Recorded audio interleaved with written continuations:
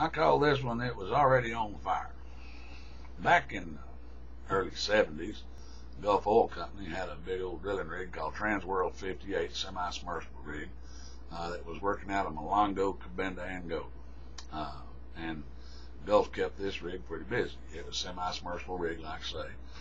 And they'd even use it sometimes at the mouth of the Congo River when they took a jack up down there and tried to jack up there in the river delta.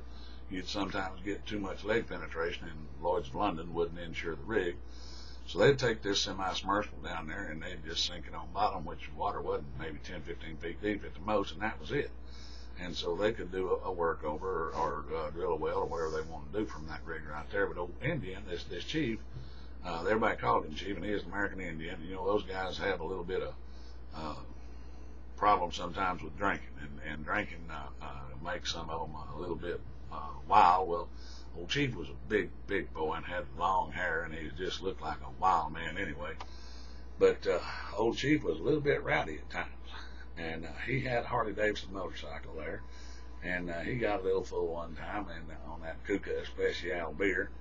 And when he did, he was riding that sickle down the road, and he laid that sucker over, and as he did, he is sliding down the road, and as he slid down the road, his clothes were being torn off of him pretty rapidly. And by the time he stopped sliding, well, all his clothes were off, and there was a lot of road rash on his ass, and it was a little bit rough. But old Chief, all he did was a little bit of loud chanting, and everything was all right. There's all kinds of stories about this old boy, but the one I liked the most was down in Luanda, Angola.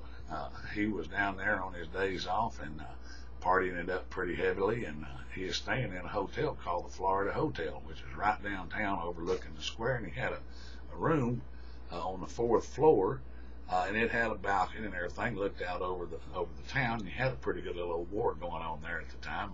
You had the MPLA, the UNITA, and the FNLA fighting the Portuguese army in order to try to overthrow the Portuguese that were running Angola. Well, old Chief, he, like I say, he didn't pay much attention to anything going on except just his party time. Well, he drank pretty heavy, and he smoked pretty heavy, and he woke up, and his bed was on fire. And so he jumped up, and he had a little glass of water there, so he threw that on the fire, and the water was down the hall. And so he had to run where the toilets were. It was common toilets down the hall. So he run down there. He got this little glass of water, and he'd go back and he'd throw it on this fire. And this bed is just blazing, just flat blazing. He made 2 or 3 trips, and he's not making any headway whatsoever. So he's getting ready to burn this whole hotel down. The flame on this mattress is just flat cooking.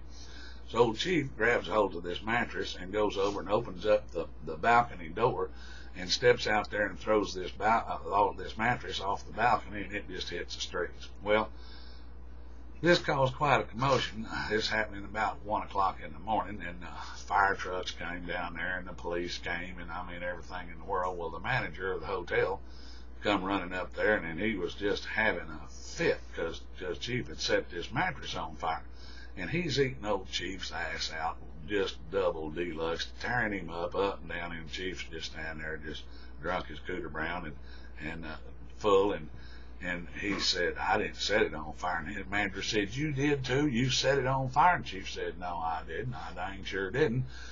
It was on fire when I laid down in it." And I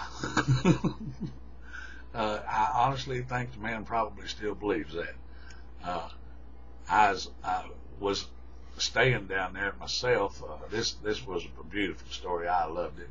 But I went to the same hotel, and I actually had the same room. I know it's true because you could see the fire marks on the wall as he was throwing that mattress out the window. I requested that room another time, and I pulled up to the hotel in my taxi cab coming in from the airport, and I pulled up to it, had my bag there, and I looked up at the building, and that whole room had been blown off the side of the wall. It was gone. I mean, it had taken a shot from a tank, and I told that old boy, in that taxi cab. I said, take me right on down the street here to the Continental Hotel. And so I moved into the Continental. It was pretty hot down there at that time. And I moved into Continental, and I got the room right up on the very top of the hotel where you could actually see all the action. The blacks would come and down through the middle of town, and they'd start taking that Portuguese fort. And those guys up there in the fort, they were all a bunch of mercenaries and the Portuguese army, and they'd just mow them down by the hundreds. It was unbelievable. It was like watching a movie, but it wasn't a movie. It was a little bit different. There's a lot of things like that happen, boys, in the international market that you don't ever see or think about when you're over here. Working internationally can be quite a rodeo sometimes. You might consider it, but then again, you might want to stay pretty close to the house too. Talk to you later. Bye-bye.